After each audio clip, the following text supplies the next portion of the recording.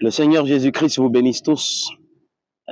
Vraiment un grand plaisir de pouvoir vous retrouver au travers de cette petite caméra, alors que nous ne cessions de revenir chaque fois pour encourager les bien-aimés à appuyer sur le bouton lecture, à suivre le programme de Dieu, en écoutant la voix du 7e ange qui est enregistrée sur bande magnétique. Cet après-midi, nous nous sentons conduits à, une fois de plus, encourager les bien-aimés pour que véritablement le clou soit enfoncé davantage. C'est, n'est-ce pas, ce grand poids que nous sentons dans notre cœur, parce que nous voyons que bien des croyants saisissent la vision, bien des croyants acceptent de suivre le programme de Dieu, la voie de Dieu pour notre jour. Et véritablement, ça nous encourage davantage, n'est-ce pas, à continuer de parler, d'encourager, de parler pour que les gens puissent véritablement écouter, suivre le programme de Dieu, entendre la voix de Dieu sur bande magnétique. Cet après-midi, n'est-ce pas, le Seigneur a mis dans mon cœur de parler, n'est-ce pas, de ce qu'est un messager parce que nous entendons beaucoup de personnes dire qu'ils sont les messagers de ce message. C'est William Branham qui l'a dit. Maintenant, il faut qu'on comprenne le messager. Et William Branham nous a dit dans les exposés des 7 âges de l'Église, il y aura de véritables serviteurs de Dieu qui manqueront de comprendre le messager. Nous voulons donc lire ici la première citation dans Questions et Réponses, prêchée le 12 janvier 1961, au paragraphe 391. Il est dit, par contre, dès mon enfance, j'ai toujours su qu'il existait un Dieu. Et je savais que quelque chose s'était produit dans ma vie. Et ça, c'est incontestable, mes frères, vous voyez. Mais permettez-moi de dire ceci. Il viendra un message et il viendra un messager. Je crois que s'il s'agit d'un homme, ce sera quelqu'un qui viendra après moi. Vous voyez, ce sera. Mais ce message que je prêche est le vrai message de notre jour et c'est le dernier message. Vous voyez ce que je suis en train de faire là, frère? Je vous place, vous, dans la même position que moi, puisque vous en êtes partie intégrante autant que moi. Vous êtes des messagers de ce même message. William Branham dit que nous sommes les messagers de ce même message. Nous sommes partie intégrante autant que lui dans ce message. Message avec grand M. Or, le message ne vient qu'à une seule personne. Et le messager et son message sont un. Si nous sommes un avec ce message, nous devons dire exactement ce que disent les bandes. Et il n'y a qu'une seule façon de ne dire que ce que disent les bandes. Que Dieu soit béni et que Joseph Marion Branham, son serviteur, soit béni par le Seigneur Jésus-Christ. Parce que c'est lui, en tant que prophète, Frère Branham nous dit qu'il n'y a qu'un prophète qui puisse prendre la parole de Dieu et la situer correctement, qui nous a dit qu'il n'y a qu'une seule façon de ne dire que ce qui est dit sur bande, et c'est d'appuyer sur le bouton lecture. Vous êtes des messagers de ce message. Allons voir ce que William Branham dit Sur les ailes d'une colombe blanche comme la neige. Frère Branham dit ceci. Nous aimerions appuyer là-dessus quelques instants. Vous, chrétiens, comprenez ce que je veux dire. Elle retrouve toujours son chemin pour retourner à la maison. C'est pour cela qu'on l'a utilisé comme pigeon voyageur. Autrefois, on l'utilisait en temps de guerre. On utilise toujours ces pigeons voyageurs pour porter un message. Ainsi, vous voyez que cela fait de la colombe un messager utilisé par Dieu et par l'homme. La colombe est un messager utilisé par Dieu et par l'homme. La colombe est un messager. C'était un messager pour Noé, lui annonçant que la paix était revenue. Dieu l'utilisa pour attester que celui-ci était son fils, le sacrifice devant amener la paix sur la terre aux hommes qui l'agréent. Elle fut utilisée comme un messager. Et Frère Branham nous raconte ici l'histoire, n'est-ce pas, qu'il a lu dans un livre de cette colombe, alors que les Américains étaient acculés à gauche et à droite par les Allemands. Ils ont envoyé, n'est-ce pas, la colombe avec un message pour aller annoncer, n'est-ce pas, au contingent qui était de l'autre côté que si vous ne venez pas à notre secours, nous sommes fichus. Mais regardez comment Frère Branham finit, n'est-ce pas l'histoire. Lorsqu'elle s'éleva dans les airs, les Allemands virent que ce qui était arrivé. Ainsi, ce qu'ils firent, ils se mirent à tirer sur la colombe. L'un d'entre eux l'atteignit avec une mitrailleuse ou une balle de calibre 30 et lui cassa la patte. Un autre lui arracha un gros morceau du dos. Sa poitrine était meurtrie de part en part. L'une de ses ailes était mutilée. En ayant perdu le bout, elle volait de travers, mais elle continuait à monter. Et finalement, elle y arriva, mutilée, blessée, brisée, meurtrie. Mais elle tomba dans le camp avec le message. C'était une noble colombe. La colombe est arrivée avec le message. Et le contingent a reçu le message pour venir à la rescousse de ceux qui avaient envoyé ce message. La colombe est un messager. Si nous sommes des messagers, je vous pose juste une question. Est-ce que la colombe a expliqué le message qu'on avait envoyé par son intermédiaire? Si nous sommes des colombes, parce que la colombe, n'est-ce pas, c'est le type du véritable croyant. Si nous sommes des colombes, agissons comme des colombes, qui partent avec le message sans apporter leurs explications. Et William Marion Branham, notre prophète, nous dit clairement, dans l'Éden de Satan, que dans tous les âges, Satan a déprécié la parole de Dieu par ses explications. Nous ne sommes donc pas ici pour apporter des explications, ou alors nous ne sommes pas, l'épouse ne mûrit pas par nos explications. L'épouse mûrit par la parole qui sort de la bouche du prophète. Car la parole parlée est la semence originelle. Et elle sort de la bouche d'un prophète confirmé de Dieu. Béni soit le Seigneur. Donc, les messagers de ce message se comportent comme la colombe. Elles ne viennent pas expliquer, étayer, donner des titres, expliquer les mystères. D'ailleurs, même que les mystères sont révélés uniquement aux prophètes. Alors, les mystères que nous voulons expliquer aux gens, Frère Branham nous dit dans Les Oins du temps de la fin, au paragraphe 25, il dit un prophète enseigne son message. Alors si un prophète enseigne son message, ce n'est pas Joseph Ambassa qui va enseigner le message de William Branham.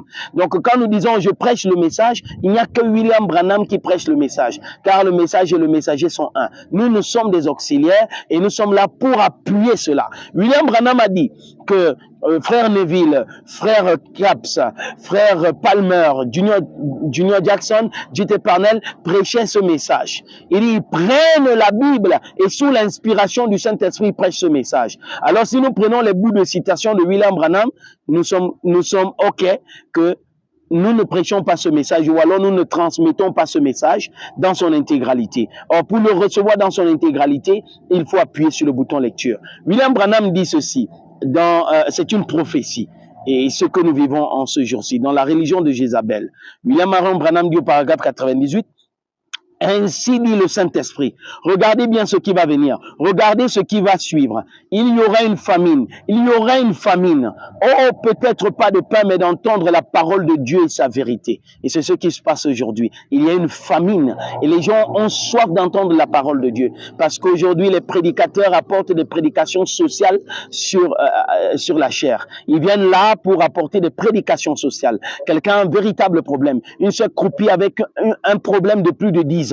Un frère a une situation de plus de 10 ans et il ne trouve pas de solution parce qu'on apporte des prédications sociales. Les pasteurs sont devenus des hommes d'affaires. Ils passent le temps à faire des affaires tout au long de la journée. Et quand ils viennent pour préparer la prédication, ils s'apprêtent pendant 5-10 minutes et quand ils viennent, ils commencent bien. Ils lisent le passage biblique, ils lisent un bout de citation et puis après ils tombent dans le social. Et c'est comme ça que ça va passer tout au long de la soirée. Et un frère est venu avec une situation, une sœur vient avec une situation, elle rentre avec la même situation.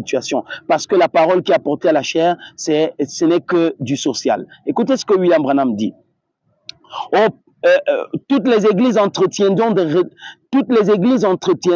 relations sociales et elles continueront à s'enfoncer là-dedans. Ce sera pareil et c'est comme si elles étaient déjà envahies par ça. Voilà le prophète, il le dit clairement. Toutes les églises entretiendront des relations sociales. Il continue.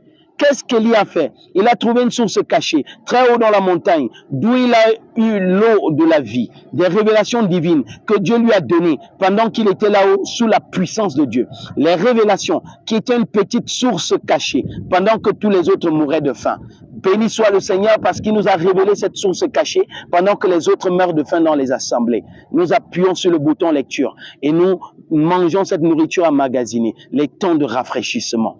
Frère Branham continue, dit que Dieu bénisse ses serviteurs, ses corbeaux. Ils lui ont apporté à manger pendant qu'il était isolé des gens. Oh, béni soit le Seigneur. Et eux, ils étaient là-bas, affamés d'avoir un réveil. Et avec tout ce qui se passait, on n'entend plus parler de ces réveils. Où est-il ce vieux grincheux qui est toujours en train d'attaquer nos organisations? Où est-il maintenant? Ils ne savent pas. Ils s'étaient retirés avec Dieu dans un endroit isolé où ils n'entendaient plus sa voix. C'est là qu'ils ont commencé à voir. Les gens disent, mais les organisations, c'est l'église catholique, c'est l'église baptiste et tout. Et pourtant, nous sommes en plein dans les organisations, dans les églises dites du message. Un pasteur dit à son église de ne pas rendre visite aux autres assemblées. Non, il ne faut pas partir. Les églises ont les esprits. Mais vous dites que vous prêchez le message. Pourquoi tu ne crois pas que ton homologue prêche le message comme toi? Pourquoi tu ne crois pas qu'il a la même onction? Vous voyez? Vous n'êtes même pas d'accord entre vous, mais vous êtes d'accord sur une seule chose, c'est qu'on ne devrait pas passer les bandes dans les églises. Vous voyez? Si vous dites que vous êtes du message, que vous avez le Saint-Esprit, pourquoi vous interdisez aux autres d'aller dans les autres assemblées? Pourquoi vous interdisez qu'ils visitent les autres assemblées? Disant que non, les églises ont les esprits. Mais le Saint-Esprit est au-dessus des esprits des églises. Si le chrétien a le Saint-Esprit, pourquoi vous craignez? C'est simplement parce que la façon d'enseigner, ou alors ce que vous dites, vous-même vous savez au fond de vous que vous ne leur apportez pas la nourriture spirituelle au temps convenable. Alors vous avez peur que quelqu'un d'autre, n'est-ce pas, puisse dire autre chose que ce que vous avez dit, parce que vous voulez vous établir dans les cœurs des croyants, vous ne voulez pas établir la parole de Dieu. Nous continuons. Frère Branham continue ici. Il dit, quand Dieu envoie un message, qu'il le proclame aux gens et que ceux-ci ne le reçoivent pas, alors il retire son serviteur et il envoie ses fléaux, la famine, la mort, entre parenthèses, spirituelle et physique aussi. Attendez-vous à une dépression, frère. Vous pensez avoir vu quelque chose. Attendez encore un peu. Vous n'avez encore rien vu. Vous pensez que vous mourrez d'envie d'avoir un bon réveil spirituel. Attendez encore un peu. Attendez seulement. Vous désirerez ardemment entendre la parole de Dieu et vous la réclamerez à grands cris. Oh, béni soit le Seigneur. Joseph Marion Branham, dans les années 80, parle à son collègue, n'est-ce pas, de service, le frère George Ferguson. Il dit, sais-tu pourquoi je fais la promotion de ces bandes? Il lui dit non. Il dit, parce que le jour arrive. Il n'y a que les prophètes qui puissent parler de cette façon. Il dit, le jour arrive, lorsque l'épouse, après avoir écouté celui-ci, après avoir écouté celui-là, après avoir écouté tonnerre révélé, après avoir écouté Millennium, après avoir écouté Nous sommes déjà enlevés, après avoir écouté polygamie, après avoir écouté parousie, après avoir écouté les juifs sont noirs, après avoir écouté toutes ces doctrines-là, criera à grands cris pour entendre la voix de Dieu. Et cela arrive aujourd'hui. 30 ans, plus de 30 ans après, la prophétie est réelle. L'épouse se rassemble autour de la voix du 7e ange. Les gens sortent de ces assemblées mortes pour entendre la voix de Dieu qui est enregistrée sur les bandes. Pourquoi nous disons mortes? Ne soyez pas chopés par ça. Elles sont mortes parce qu'elles ne sont pas sous l'influence du 7e ange. Elles n'écoutent pas la voix du 7e ange à chaque réunion. Ce n'est pas d'écouter une bande ou 3 bandes par an, mais d'écouter les bandes à chaque réunion. Même si vous prêchez, donnez la possibilité à l'épouse d'entendre la voix de Dieu. William Branham dit ceci. Oh, frère Branham dit, la Bible le dit, il y aura une famine dans les derniers jours, a dit le prophète. Non seulement la disette du pain et de l'eau, mais d'entendre la véritable parole de Dieu. Cette voix restera silencieuse, quelque part dans le désert, cachée. Et les gens la gardent silencieuse. Les gens la gardent silencieuse dans leurs assemblées. Écoutez ce que Frère Branham dit. Il y a de véritables serviteurs qui font le véritable travail. Il a donné ordre aux corbeaux, ses serviteurs. Bénis soient ces oiseaux, ces serviteurs, qui ont maintenu la voix d'Élie en vie pendant la période où il s'était isolé de l'Église. Il y a de véritables serviteurs qui maintiennent la voix d'Élie en vie en appuyant sur le bouton lecture afin que l'épouse puisse entendre la voix d'Élie. Frère Branham nous a dit que l'Élie de ce jour, c'est le Seigneur Jésus-Christ. Ils maintiennent la voix de Dieu en vie, en appuyant sur le bouton lecture pour que l'épouse puisse mûrir en entendant la voix du 7e ange. William Branham dit, bénis soient ces oiseaux, ces serviteurs qui ont maintenu la voix d'Élie en vie pendant la période où il s'était isolé de l'Église. Oh, bien-aimé. Il y a une façon de nourrir l'épouse. Et William Branham le dit clairement dans le 7e, ce paragraphe 370. Je te prie d'aider notre cher pasteur frère Neville. William Branham prie. Je te prie d'aider notre cher pasteur frère Neville. Remplis le Seigneur de grâce et de puissance et donne-lui de la compréhension afin qu'il puisse prendre cette nourriture emmagasinée et en nourrir les agneaux de Dieu. Oh, comme Jésus pouvait dire à Pierre, paie mes brebis, paie mes agneaux. Oh, béni soit le Seigneur. Le prophète a donné, n'est-ce pas, le remède. Il a donné la chose. Comment nourrir l'épouse? Il devait nourrir l'épouse de la nourriture emmagasinée. Béni soit le Seigneur Jésus-Christ. Parce qu'il a envoyé de véritables serviteurs de Dieu qui maintiennent la voix d'Élie, qui est enregistrée sur bande. Cette nourriture emmagasinée. Et ils en nourrissent l'épouse. Écoutez, Frère Branham le dit clairement. Dans Élie et Élisée, n'est-ce pas, prêché le 4 mars 54, premier paragraphe, Frère Branham dit, vous pouvez lire, oui, 4 mars 54, vous pouvez lire un livre, un sermon, mais vous n'en sortirez jamais si vous n'entendez pas la personne prêcher ce sermon. L'esprit accompagne cela. Vous pouvez lire un livre, lire un sermon, mais vous n'en sortirez jamais si vous n'entendez pas la personne prêcher ce sermon, car l'esprit accompagne cela. Lisez les brochures, il n'y a pas de problème.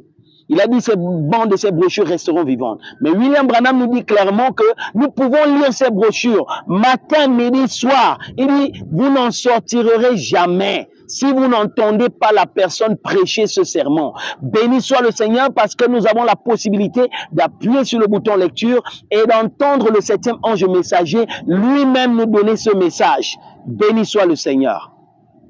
William Branham a beaucoup parlé de notre frère Neville. Nous bénissons le Seigneur Jésus-Christ et nous rendons grâce à Dieu de nous avoir donné des frères qui travaillent d'arrache-pied pour que l'épouse puisse recevoir le message en temps réel. Il y a des frères qui ont fait un recueil de citations sur les déclarations de William Branham à propos de frère Neville. Je vous invite, n'est-ce pas, à vous connecter, n'est-ce pas, sur YouTube et de visiter ce lien God's Program et vous allez voir, vous allez retrouver, n'est-ce pas, cette vidéo ou alors ces éléments de réponse ou alors cette déclaration de William Branham sur ce que frère Neville faisait. Et c'est ce que William Branham a dit de frère Neville, c'est ce que tout pasteur devrait faire. Parce que beaucoup de pasteurs aiment bien à se comparer à frère Neville pour dire du temps de William Branham, Neville prêchait. Alors si du temps de William Branham, Neville prêchait, faites donc exactement ce que William Branham dit que Neville faisait. Alors écoutez ce que frère Neville lui-même il dit, n'est-ce pas, au jour de William Branham, dans la bande intitulée Un vrai signe dont on ne tient pas compte, prêché le 12 novembre 1961. Frère Neville dit ceci à propos de frère Branham. Sachant que le message et l'appel, l'office qu'il a, est un grand besoin de ce dernier jour, je cède la place à tout moment. Je dis cela en présence du peuple et de lui-même. Je cède volontiers la place à tout moment, dans n'importe quel service, à cet important message auquel je crois. Et frère Neville dit encore, et je suis ravi d'avoir le privilège de pouvoir être juste celui qui peut lui donner la place. Si nous sommes de véritables auxiliaires, alors cédons la place à William Branham à chaque service, à tout moment. Frère Neville a dit, dans n'importe quel service. Donc, donnons la place à William Branham à n'importe quel service, à chaque service. Voilà pourquoi ceux qui écoutent les bandes, ceux qui font jouer les bandes dans leurs assemblées, ces ministres qui appuient sur le bouton lecture, cèdent la place à William Branham, cèdent la place à ce message à chaque service quand ils appuient sur le bouton lecture. Écoutez, beaucoup diront, mais si on appuie sur le bouton lecture, nous on n'a plus rien à dire. Voici ce que frère Joseph Branham dit. Le travail de tout prédicateur, frère Joseph dit, c'est mon travail. C'est le travail de tout prédicateur. Je crois cela de tout mon cœur. C'est de bâtir une plateforme pour ce prophète. Il n'a pas dit qu'on ne doit pas prêcher. Il a dit c'est de bâtir une plateforme. Ça veut dire que le prédicateur va parler du messager. Il va parler du message qu'on va écouter. Il ne va pas sauter du coq à l'âne pour venir donner les titres de pain volé de Mbangasina ou bien des prédications et des citations sorties des menuisiers et ses outils. Non, pas du tout. Le menuisier et ses outils, non. Cette usine de fabrication des citations inadéquates qui ne peuvent même pas nourrir l'épouse de Jésus-Christ. Non.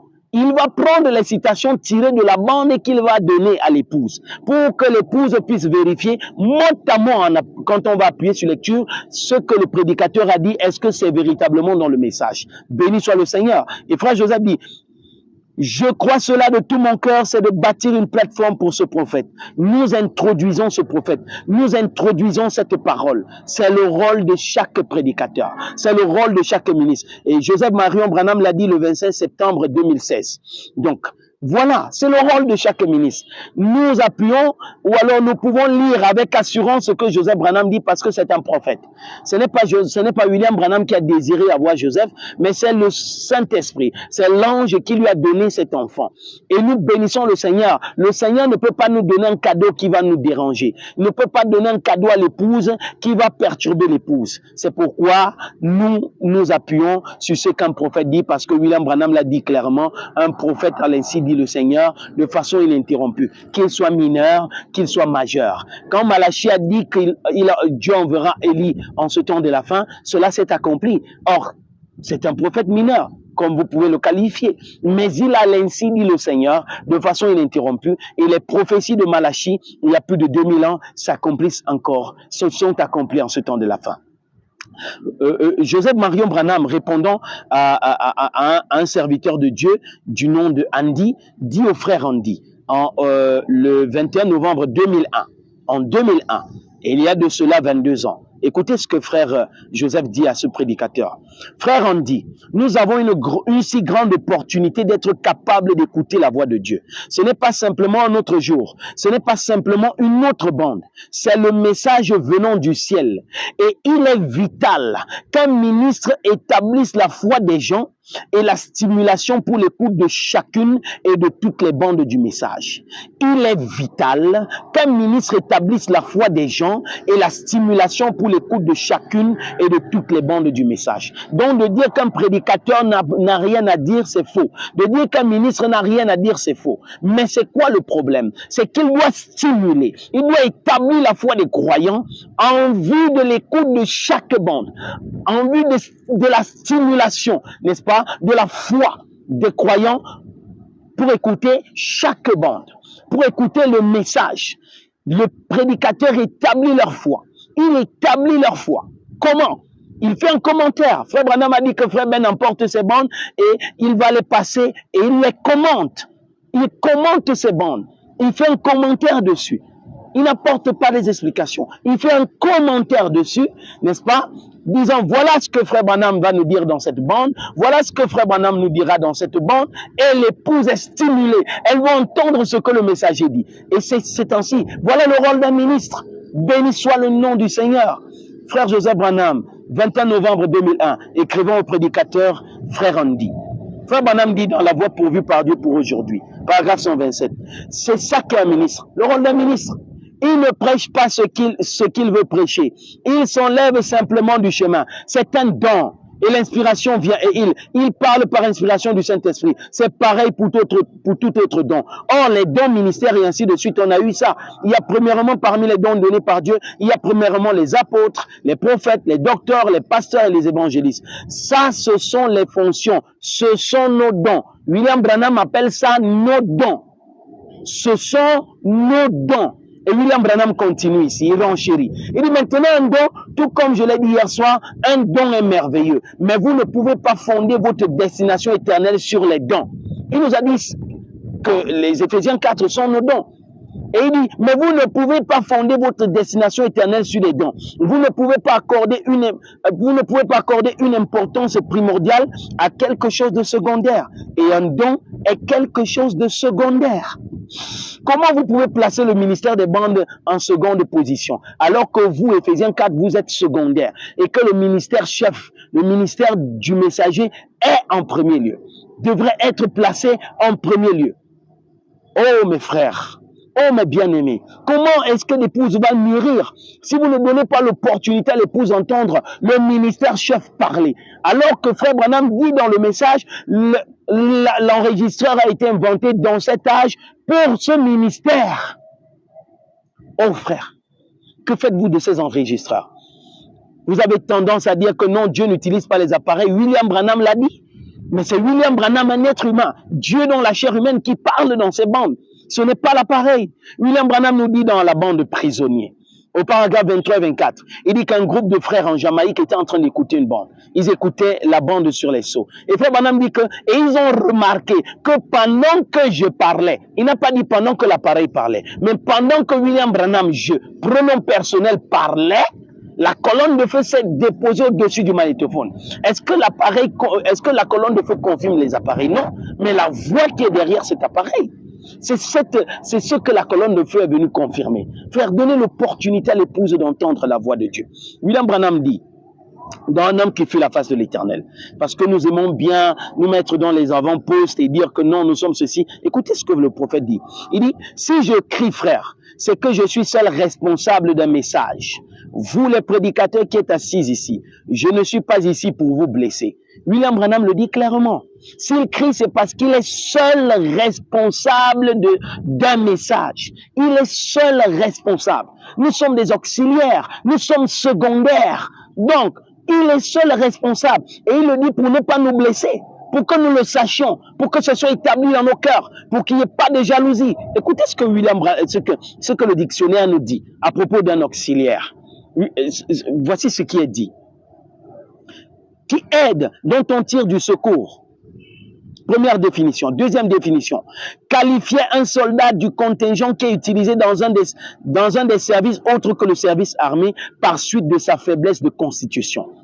Un auxiliaire, c'est un soldat qui est utilisé dans un service autre que le service de l'armée par suite de sa faiblesse de constitution.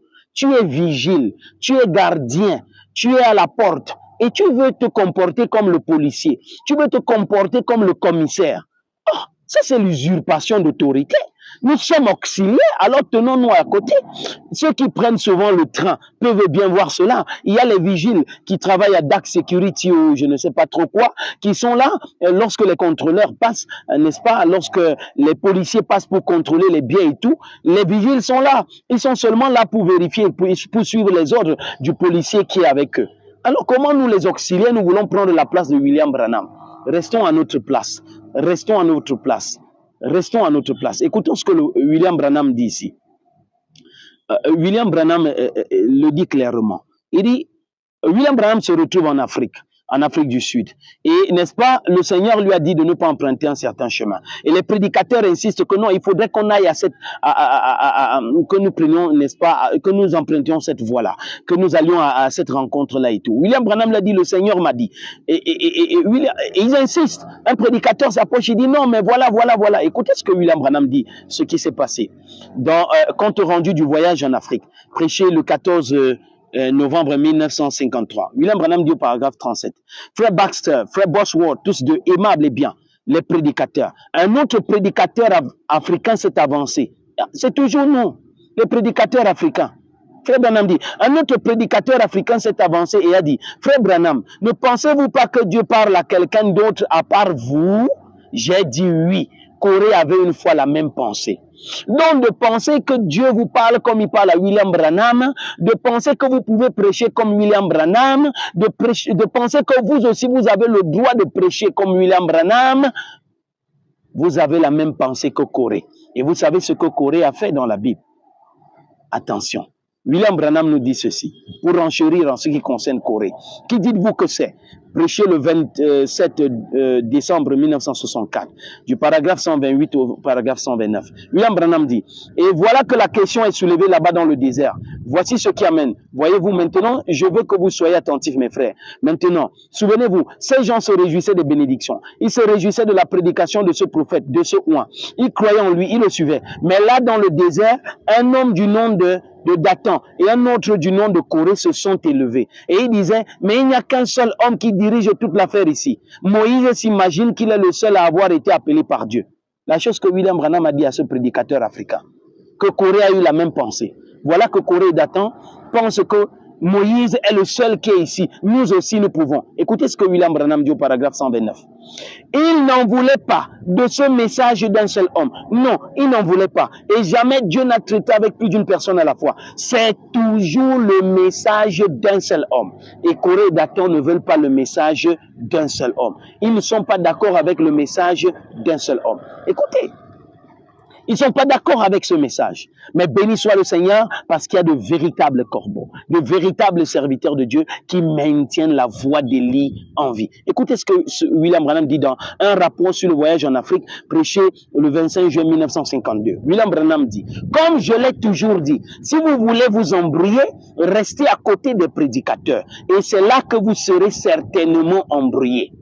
Si vous voulez vous embrouiller, restez à côté des prédicateurs. Et c'est là que vous serez certainement embrouillés, mais pas tous. Pourquoi pas tous? Parce qu'il y a un groupe qui appuie sur le bouton lecture, qui maintient la voix d'Élie en vie, afin qu'il y ait le réveil, afin que l'Église puisse mûrir. Oh, béni soit le Seigneur. Ah oui, pour ne pas être embrouillé, il faut appuyer sur le bouton lecture. Écoutez ce que William Branham dit dans la voix d'un vrai prophète de Dieu. Alors qu'un frère était en train de dire à l'autre, William Branham, c'est un prophète de Dieu. Quand il est sous l'onction, véritablement, Dieu l'accompagne et tout. Mais surtout, ne va pas écouter ces bandes, sinon tu seras embrouillé. William Branham dit ceci. Et il s'est trouvé qu'un de mes amis était là. Il a dit, un instant, monsieur. Moi, j'étais embrouillé jusqu'à ce que j'entende les bandes. Oui, c'est ça qui fait la différence. Donc, quand on appuie sur le bouton lecture, on n'est pas embrouillé. Donc, vous voyez, deux citations. Ici, William Branham dit, si vous voulez vous embrouiller, restez à côté des prédicateurs.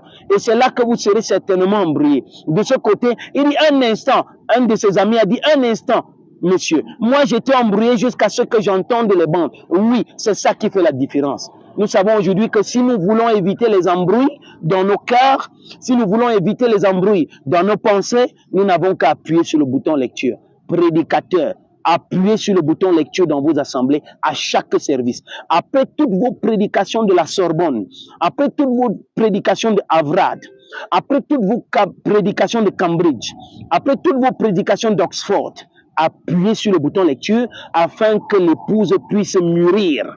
Car William Branham nous dit que c'est le temps de la moisson et qu'au temps de la moisson, l'ivraie mûrit rapidement sous l'influence d'enseignants corrompus, mais que le blé mûrit sous l'influence du messager prophète. Dieu envoie au blé le messager prophète afin qu'elle puisse mûrir. Alors si vous voulez que l'épouse mûrisse, si vous voulez que dans vos groupes, et dans votre rang, dans votre assemblée, il y ait un membre de l'épouse là-dedans, vous voulez qu'il y ait des gens qui soient de l'épouse, alors appuyez sur le bouton lecture à chaque service. Après toutes vos prédications de toutes vos grandes universités de théologie religieuse, je vous en prie, appuyez sur le bouton lecture et la question sera réglée. Écoutez un peu Joseph Marion Branham, un serviteur de Dieu que Dieu a confirmé dans notre âge. Écoutez ce que Joseph Branham dit ici. William Branham a dit que Joseph prendra ma place après mon départ. Écoutez ce que Joseph Branham dit. Oh, frères et sœurs, réveillez-vous avant qu'il ne soit trop tard. C'est son dernier appel. Ouvrez votre cœur et voyez que vous devez écouter la voix de Dieu sur bande. Si nous devons être jugés par le message que Dieu a porté par son messager sur bande, comment ne pouvez-vous pas voir combien il est important d'écouter la voix de Dieu sur bande et qu'il s'agit là de la seule manière d'être correct et de s'aligner sur sa parole. Joseph Marion Branham dit ceci le 30 octobre 2021. Dans une de ses lettres adressées à l'épouse de Jésus-Christ. Il dit oui, Dieu a appelé les 5 ministères, mais ils doivent placer l'importance sur l'écoute des bandes plus que sur leur propre ministère. Hein? Ils doivent placer l'importance sur l'écoute des bandes plus que sur leur propre ministère. Je ne dis pas que votre pasteur ne peut pas prêcher ou enseigner. Non, prêchez, apportez la parole.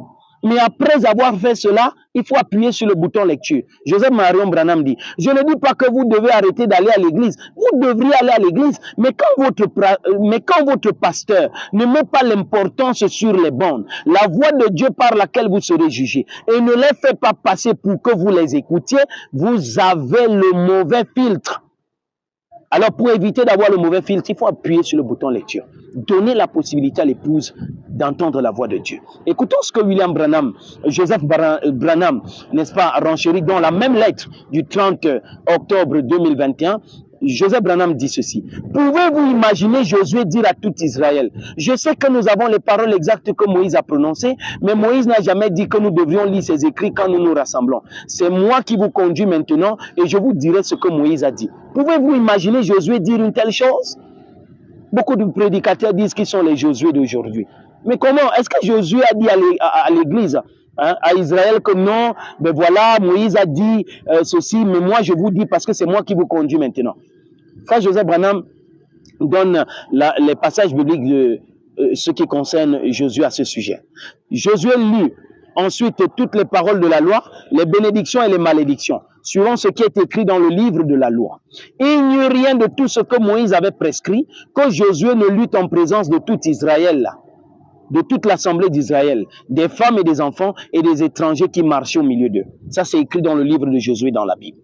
Il n'y eut rien qui était écrit dans le livre de Moïse que Josué n'ait pas lu. Il a lu tout cela. Écoutez ce que Joseph Branham dit.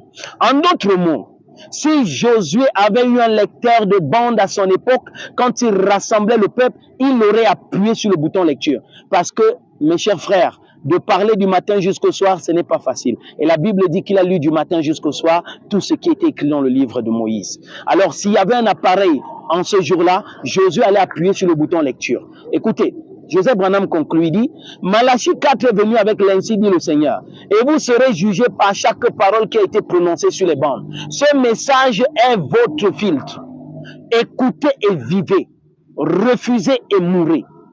Donc nous savons que si nous appuyons sur le bouton lecture, si nous donnons l'opportunité, nous, ministres, si nous donnons l'opportunité à l'Église d'entendre la voix de Dieu qui est enregistrée sur bande, d'entendre le prophète lui-même apporter ce message, oh mes bien-aimés, la question sera résolue dans les cœurs et l'épouse ne sera plus embrouillée ça et là. L'épouse saura exactement ce qu'elle doit faire pour rester bien en place. Frère Branham dit dans la marque de la bête pour conclure, paragraphe 200, il dit, maintenant la femme la plus vile de Jeffersonville peut enfanter une fille bien, authentique, vierge, c'est vrai. Et elle peut marcher droit si elle le veut. Et c'est pareil pour l'église luthérienne, méthodiste, baptiste, presbytérienne et ainsi de suite. Elles ont marché droit pendant un moment, quand leur fondateur était là à leur prêcher l'évangile. Ces églises ont marché droit quand leur fondateur était là à leur prêcher l'évangile. Nous bénissons le Seigneur parce qu'il a demandé à son serviteur William Branham d'emmagasiner la nourriture, afin que l'église continue de marcher droit en écoutant leur fondateur prêcher l'évangile. Béni soit le Seigneur. Alors, mes chers frères, voilà ce que j'avais à cœur de partager avec vous ce soir. Encouragez les frères à appuyer sur le bouton lecture s'ils veulent mûrir, s'ils veulent marcher droit, s'ils veulent aller à l'enlèvement, s'ils veulent être prêts pour ne pas être embrouillés. Il faut appuyer sur le bouton lecture. Pour ne pas être désorienté, il faut appuyer sur lecture. Nous avons dans le rôle de chaque ministre, c'est d'introduire ce prophète en bâtissant une plateforme et en appuyant sur le bouton lecture pour que l'épouse puisse être nourrie de cette parole. Que le Seigneur vous bénisse partout où vous vous trouvez. Chers frères, n'hésitez pas à chaque moment d'appuyer sur le bouton lecture. Au travail, à la maison, partout où vous pouvez vous trouver, à l'église, appuyez sur le bouton lecture. Entendez la voix de Dieu qui prépare son épouse à entendre, à aller à l'enlèvement. Elle mûrit sous l'influence du messager prophète. Nous voulons mûrir sous le soleil, dans la présence du Fils. Nous voulons mûrir dans la présence du Fils et ce Fils est dans ce message qui est emmagasiné sur bande magnétique. Que le Seigneur Jésus-Christ vous bénisse tous. C'était un petit clin d'œil du côté de Ngaoundéré à Haut Plateau. Que le Seigneur Jésus-Christ vous bénisse tous. Shalom.